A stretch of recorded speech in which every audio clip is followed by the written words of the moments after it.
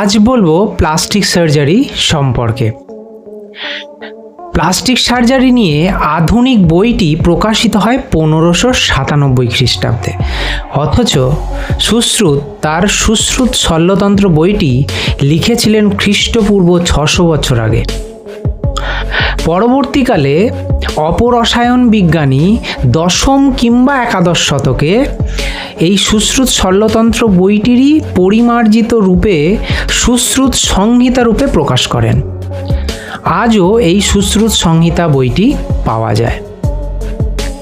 সুশ্রুত শল্য চিকিৎসার ক্ষেত্রে কতটা উদ্ভাবনী ক্ষমতার পরিচয় দিয়ে গেছেন, তার বড় পরিচয় হলো 121টি অস্ত্রোপচারের অস্ত্রের তালিকা তিনি দিয়ে গেছেন, যার মধ্যে আছে ছুরি, কাঁচি, সুচ, সিরিঞ্জ, আধুনিক সমস্ত ধরনের অস্ত্রই।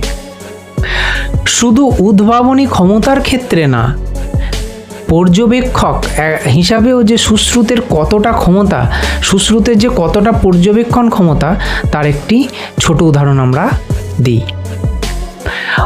একজন রোগী এসেছিলেন অন্ত্রে ঘা নিয়ে, সেই জায়গাটি কেটে বাদ দিতে হতো। এখন কেটে বাদ দিলেই হবে না, তাকে জুড়তেও হবে। কিন্তু তৎকালীন যে সেলাইয়ের পদ্ধতি ছিল সেটা অবলম্বন করলে অন্ত্রটি সরু হয়ে যেত, যার ফলে আরও নতুন ধরনের জটিলতা দেখা দিত। এরপরই সুশ্রুতের চোখ গেল লাল কাটুনি পিঁমড়ের ওপর। প্রকৃতির কি অদ্ভুত সৃষ্টি, এতটুকু পিঁপড়ে অথচ কাটলে মাংস তুলে নেয়।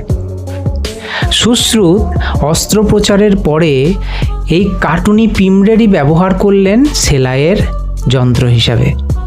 তিনি সেই কাটা জায়গাটি জোড়ার জন্য এই কাটুনি পিঁমড়েকে নিয়ে গিয়ে তার মাঝে বসিয়ে দিলেন। একের পর এক বসিয়ে দেওয়ার পর যখনই এই কাটুনি পিঁমড়ে সেই জায়গাটা কামড়ে ধরল, বাকি চোয়াল থেকে বাকি অংশটি তিনি কেটে বাদ দিয়ে দিলেন।